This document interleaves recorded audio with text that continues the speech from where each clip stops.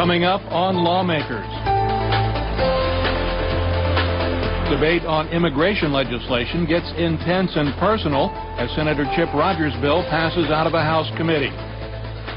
A Senate committee votes to require sexual predators' criminal status to be displayed on their picture identification. And an effort to create a methamphetamine offender registry is withdrawn just before reaching a vote on the Senate floor. Those stories and more are coming up next. This is Lawmakers, your source for all the news from under the Gold Dome. Here are your anchors, Gerald Bryant and Wandy Lawson. Good evening, everyone. Also on Lawmakers, Governor Perdue's eminent domain legislation clears a Senate committee. And the House votes to streamline the process for defendants who plead insanity. But our lead story tonight, the immigration debate intensifies. Today, the House Non-Civil Judiciary Committee passed out of a committee substitute of Senator Chip Rogers' immigration reform bill. Senate Bill 529 would codify how the state deals with federal immigration law and how human traffickers are prosecuted. Lawmakers' Jesse Freeman is standing by live with more on that. Jesse. Thank you, Wandy. The fight over immigration reform in Georgia has been one of the most controversial issues under the Gold Dome this session. Among other provisions, SB 529 would require government agencies to monitor who receives social services. The controversial issue heated up a few degrees this afternoon. Senate Bill 529 passed out of the House Non-Civil Judiciary Committee today by a vote of 7-2. But that step to becoming law is just the beginning of the story. The committee sub that passed out includes language that would charge undocumented residents for sending money transfers. Basically, it's the wire transfer immigration fee that puts a 5% fee on wire transfers for non-citizens, non-documented citizens of the United States. I should say undocumented people here illegally. Opponents say that provision will make the bill unconstitutional. The lawsuit will challenge interstate commerce rules, which are litigated rules, very clear rules about the unconstitutionality of taking out one type of business and putting a tax on that business. The sponsor of SB 529 is undeterred by that claim. I fully expect that somebody who wants to continue profiteering off of illegal alien labor is going to try to take this to court to prevent us from stopping it. So we'll see what the judge says. The fight over SB 529 became more heated today as Senator Chip Rogers responded to a statewide newspaper that printed a picture of and directions to his home. The last thing they've done is really stepped over the line. To take a picture of my house and to put a map on the front of a paper to try to intimidate me again to stop this is beyond any responsible journalist. Senator Sam Zamarripa has faced similar threats. This emotional issue now heads to the House Rules Committee. And Senator Chip Rogers says he has asked local authorities to increase police patrol of his neighborhood. He was adamantly upset today. He was encouraged, however, at the passage of SB 529 and says he hopes it will be debated on the House floor as early as Friday. Reporting live, I'm Jesse Freeman for Lawmakers. In other news, the Senate Judiciary Committee has passed a bill that would impose harsher penalties on sexual predators. Lawmakers Katie Eubank is standing by live at the Capitol with more on House Bill 1059. Katie. Gerald, the Senate Judiciary Committee spent almost 5 hours yesterday poring over this legislation and more than 40 proposed amendments. House Majority Leader Jerry Keene explains the general intent of his bill. Those people who would create the most egregious and horrible acts to rob our children of not only their innocence, but in many cases their health and life, we simply won't tolerate it in this state. What we don't want to have happen is these convicted predators moving into our state from these other states. And we believe what will happen is, if this legislation becomes law, they are going to move. Candidly, Senator, they will, in many cases, have to move to another state. And that's the greatest protection I think any of us can offer our kids. The ultimate reflection of this legislation will not be in the number of people who are arrested, apprehended, prosecuted, convicted, and sentenced. It will be measured by the number of young people in our state who will never be a victim of this crime. Because we know, as evidenced by the cases that I brought before you, that people who commit these crimes not only are very likely to repeat them, but in fact are most likely to repeat them. And there's one inarguable fact, that if they are incarcerated in our system, they simply cannot harm another child while they're behind bars. Deliberated by the committee, the restriction of employment imposed on all sexual offenders and that they cannot work within 1,000 feet of where children congregate is one of the biggest changes to current law. An amendment changing the Romeo and Juliet exceptions in the bill to include 13-year-olds was also passed by the committee. The committee also adopted amendments to the legislation that would require sexual offenders to renew their driver's licenses annually and have an indication on those licenses that they are a registered sexual offender. Another amendment passed would functionally allow for the lifelong probationary period that the bill proposes. HB 1059 is now in Senate rules. Reporting live from the Senate chamber, I'm Katie Eubanks for Lawmakers. Well, a Senate substitute that would have created a methamphetamine offender registry was withdrawn by its sponsor just before the vote took place. Lawmakers' David Zelski now joins us live from the Capitol with more on what took place on the Senate floor today. David. Well, on Monday, House Bill 692 actually deals with the statewide probation system, and Senator Greg Goggins, who presented that bill, believed the substitute would have been ruled not germane, so he withdrew the substitute so the original bill wouldn't be jeopardized. However, just before this action took place, Senator Steve Thompson took the well to share his concerns about current laws when it comes to buying pseudoephedrine, the key ingredient used to make meth. What we did not do was require that these things be signed for, so that there's a record of people who are abusing drugs. And what's more, if we really wanted to solve the problem, we'd put it back on the list where it has to be where you have to get it by prescription, as at one time it was. Now that may be the pharmacists, the pharmaceutical companies, and everybody will come after you. But until you do that, you're still going to have an explosion of people on methamphetamine who can hurt you and your families. And you're going to find out that with your extended family, you are going to know someone who's been addicted to methamphetamine. I would suggest to you that we are not where we ought to be. I applaud this senator's efforts, but I didn't know whether I'd get another chance to tell you that we missed the boat. We missed the boat. And I'll guarantee you if we start something next year, it'll have a hard time getting out of committee because the lobbies will fall upon you. Now, some senators later argued that the number of meth labs in Georgia have gone down since the new laws were implemented last year. Senator Goggins said the substitute, which creates this meth offender registry, may still be added on to another bill before the session ends. Reporting live, I'm David Zelski for Lawmakers. In other news, the House today gave final passage to a measure intended to expedite mental health screenings for trials when insanity pleas are entered. Representative Mark Hatfield explains Senate Bill 398. You'll be happy to know that Senate Bill 398 is actually a measure that saves money. This bill would eliminate duplicative mental evaluations for people who are found guilty but mentally ill or guilty but mentally retarded when they're committed to the custody of the Department of Corrections. It would provide that the Department of Corrections would be responsible for doing those evaluations rather than the Department of Human Resources. Both agencies are in agreement with this. The Corrections Department is agreed to take it on, and the Department of Human Resources has asked to be relieved of that responsibility. Senate Bill 398 passed the House 162-2. It now goes to the governor for his signature. Governor Sonny Perdue's eminent domain legislation, one of the most talked about bills this session, received a due pass from the Senate Judiciary Committee yesterday evening. Lawmakers' Katie Eubanks is standing by live at the Capitol once more with coverage on this meeting. Katie. Gerald, House Bill 1313 would make taking private property through the power of eminent domain much more difficult, providing more protection for landowners. The committee substitute passed yesterday added several key amendments, including a new definition of blighted property.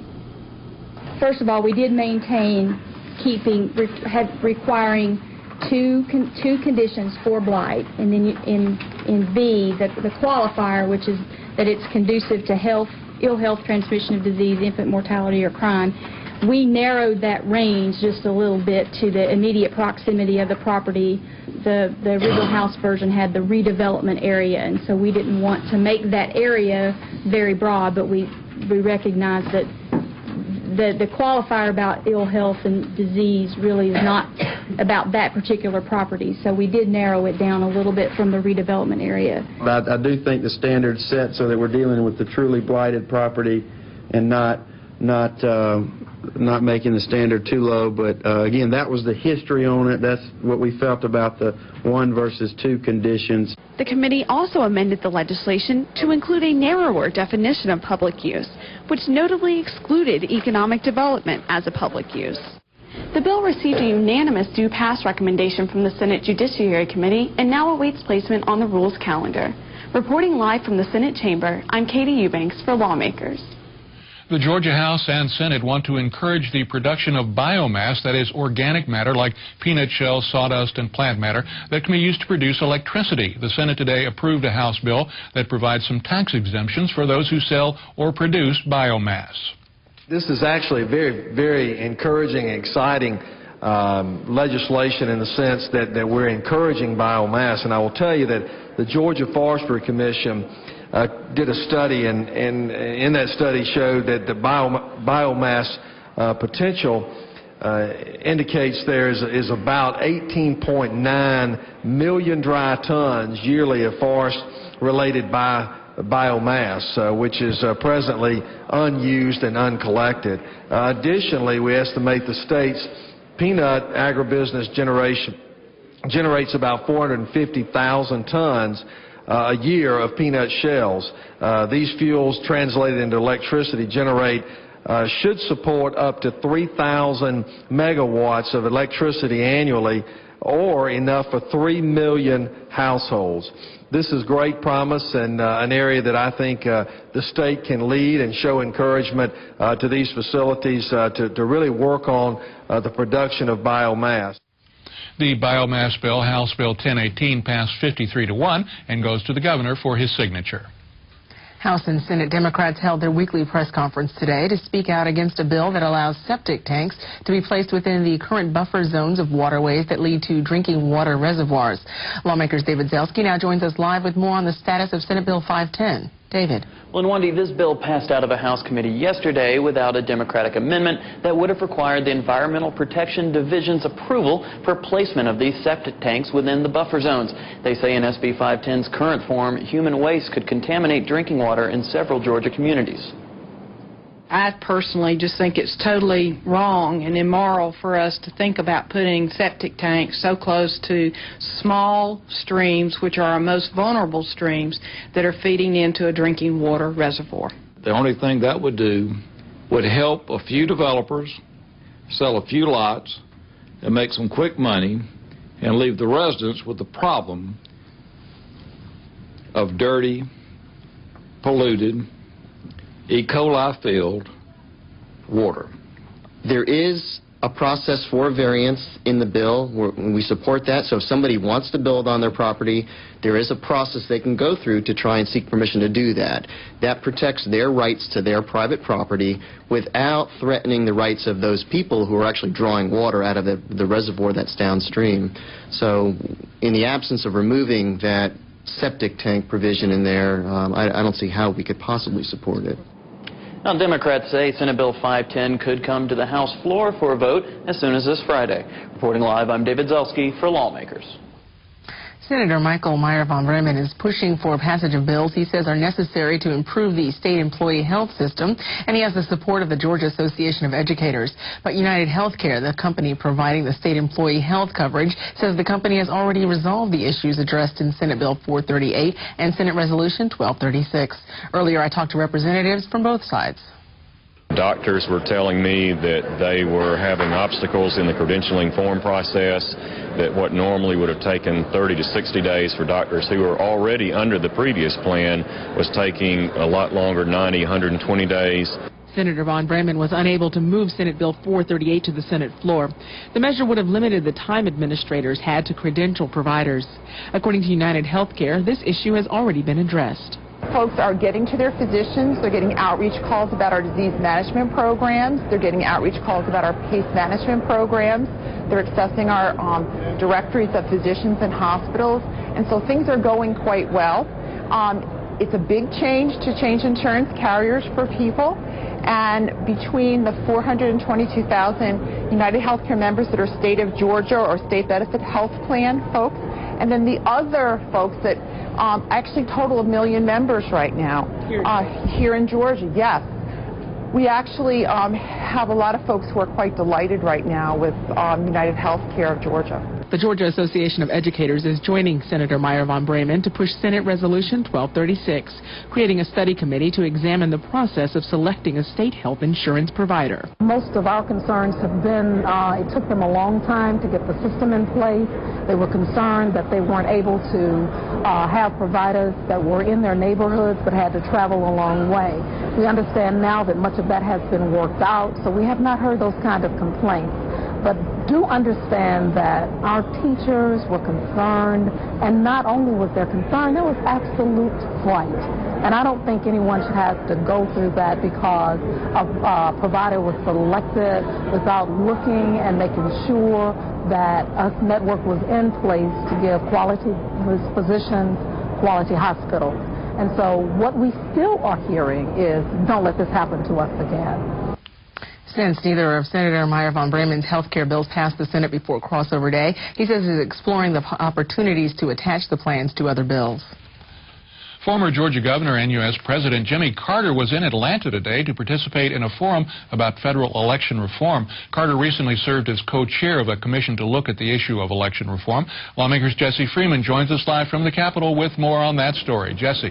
Well, Gerald, former President Carter co-chaired the federal commission with former Secretary of State James Baker. Today's forum was held at the Carter Center, where the former leader talked about some issues that hit close to home. We recommended a uniform way to have people present voter identification when they go to the polls to cast their ballot. And that was very controversial. But I think it was a result of compromises between the Republicans and Democrats and independents on our commission. Carter also spoke about the recommendation that all electronic voting machines produce paper ballots. For 1/3 of the American people in a democracy like ours to doubt their own electoral system is a very disturbing factor. So one of the things that the new commission, headed by me and former Secretary of State James Baker, did was to recommend that paper ballots or some other means of confirming the electronic voting be implemented. Now, also participating in today's forum was former U.S. Senator Max Cleland and current U.S. Congressman from Georgia, Jim Marshall. We will have more on the forum and the issues of voter ID and paper ballot receipts tomorrow on Lawmakers. Reporting live, I'm Jesse Freeman for Lawmakers. The House today gave final passage to a measure clearing the way for students at the new Georgia Gwinnett College to use Hope scholarships to cover the costs of technology, parking, and other fees. Representative Donny Sheldon presented Senate Bill 506. During the 2003 session of the General Assembly, there were modifications to the current Hope Scholarship Program. We basically set limits and caps to mandatory fees, which were in effect in January 1st of 2004. Under this provision, mandatory fees were created in new University of Systems Georgia institutions would not be covered by the Hope. So last year, this body and the Board of Regents approved under with direction of Chairman John Hurd, we created a new Georgia Gwinnett College in Gwinnett County. And basically under the current law, our students in the Georgia Gwinnett College would not be able to access these mandatory fees. So Senate Bill 506 makes adjustments to those to new colleges and institutions created after January 1st would be able to initiate those mandatory fees. The House passed Senate Bill 506 without opposition. It now goes to the governor. The House agreed today that the Board of Public Safety should be allowed to train emergency medical personnel. Representative Jay Neal presented Senate Bill 581.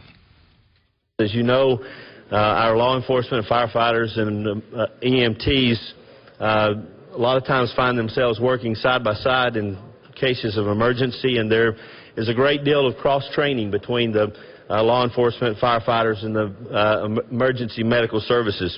Currently, the post is able to certify law enforcement and firefighters, but unable to offer any certification for EMTs.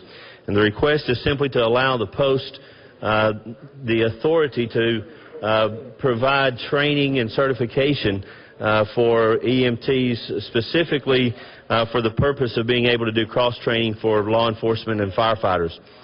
Senate Bill 581 passed the House without opposition. An amendment was added to clarify that the measure would not interfere with the emergency training provided by the Department of Adult and Technical Education. The bill now goes back to the Senate. Passage in the House today of a bill creating a retirement system for Chief Magistrate Court judges allowed Representative Bill Cummings to present what he said would be his last retirement bill, to reflect on his own upcoming retirement, and to view the passage of Senate Bill 244 from a new vantage point. All in favor of the passage of this bill will vote yes. All those opposed will vote no, and the clerk will unlock the machine.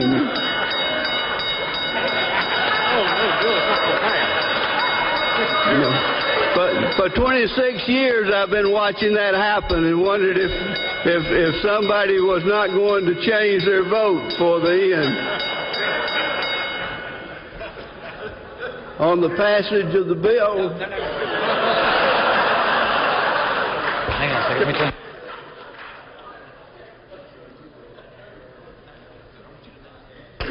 Have all members voted? Well, to vote then.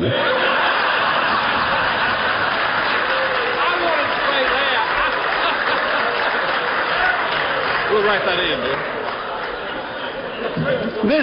This is a fun day for me. I haven't had this experience in the 26 years I've been here. On the passage of the bill, the clerk will lock the machine. On the passage of the bill, the yeas are 157, the nays 3. The bill, having received the requisite constitutional majority, is therefore passed.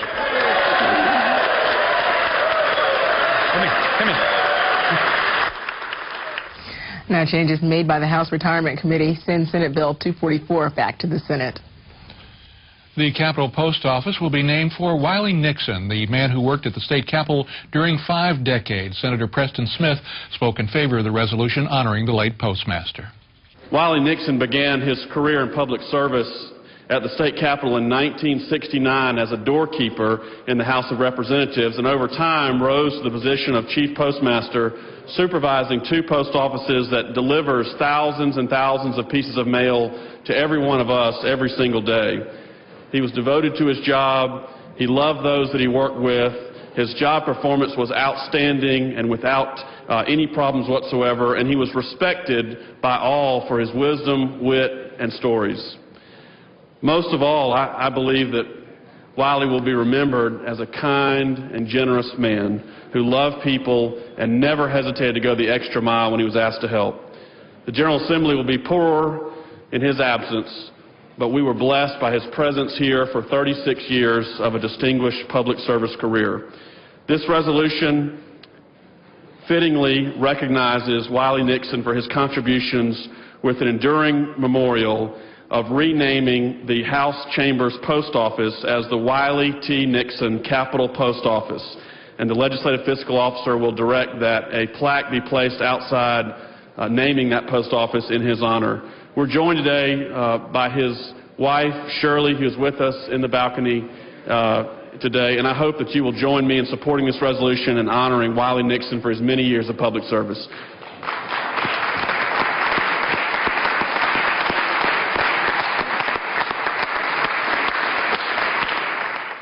The resolution honoring Wiley Nixon passed 50-0 and goes to Governor Perdue. And now we take a moment to honor our very own Gerald Bryant. Today is a milestone birthday for Gerald. He is 60 years young. And to celebrate that, we want to take a look back at Gerald's 39-year broadcasting career. This is going to be an excerpt from a 2004 ceremony that inducted Gerald into the National Academy of Television Arts and Sciences Silver Circle, which honors broadcasters whose careers have spanned at least 25 years. Born in Louisville, Kentucky in 1946, Gerald had a happy childhood and dreamed of being a cowboy or even a swimsuit model. But when his marching band career didn't work out, he opted for television. Gerald began his career in broadcasting at WAVE-TV while still a student at the University of Louisville. Upon graduation in 1969, Gerald served as a photographer, reporter, producer, assistant news director, and eventually promotion director for that NBC network affiliate. From 1976 to 1979, he was a movie critic, promotion director, and producer for WHAS-TV, the CBS affiliate in Louisville. And from 1979 to 1981, Gerald was a producer and executive producer for WLKY-TV, the ABC affiliate, also in Louisville. In 1981, when he was all out of affiliates, Gerald and his family moved to Atlanta, where he worked at Turner Broadcasting as a senior producer of 2 magazine programs. Then, in 1984, Gerald began his tenure at Georgia Public Broadcasting, where he has been a writer, producer, host, executive producer, and managing editor. Now, the giraffes aren't here at the zoo today because of all the construction going on, and I certainly hope Zoo Atlanta officials haven't tied the giraffes to telephone poles outside, because according to this book, it is indeed illegal to tie giraffes to telephone poles in the city of Atlanta. Now, Charlie Barnwell of the city attorney's office says he can find no such ordinance in the grazing livestock, that's right, grazing livestock section of the Atlanta Municipal Code. But I have this book as proof. And what does Mr. Barnwell have? A library full of law books. Need I say more? There's a huge and fascinating array of products for sale here to certain agencies. For instance, here's good old federal lubricant, interlocking slide fastener. Now, that translates into zipper ease. Now, just why the federal government needed so much zipper ease, or why it doesn't need it anymore, is a matter of pure speculation. I'm not sure what the heck this thing is. Actually, it's a Cybex tracer, which can be used for training or rehab. I think I'm going to need it for both. Whether he is interviewing the governor or a personality a bit less serious, Gerald always brings his professionalism, integrity, and probably most important, his sense of humor to every program he touches. Boy, am I an idiot. Boy, am I a 32 years, and I'm faux surfing in front of a faux ocean. Well, happy birthday again, Gerald. Thank you. I'm a lot more impressive or less impressive than I thought. I'm not sure which. By the way, Wandi nominated me for that Silver Circle Award, so much deserved. I would like to thank her for that, and for the surprise birthday party at the Capitol today. Thanks a lot. Well, coming up tomorrow on Lawmakers, the Senate is scheduled to debate its version of the FY07 budget. We'll have that story and all the latest from Out of the Gold Dome tomorrow night at 7. If you've missed any part of this Lawmakers broadcast, especially the part about me, tune in tomorrow when Lawmakers repeats at 5:30 a.m. Now, please stay tuned for Georgia Outdoors. That's coming up next here on GPB. And that indeed is our broadcast for this, the 35th Legislative Day of the Georgia General Assembly. I'm Wandi Lawson. And I'm Gerald Bryant. Thanks for joining us. Have a great evening. Happy birthday. Thanks.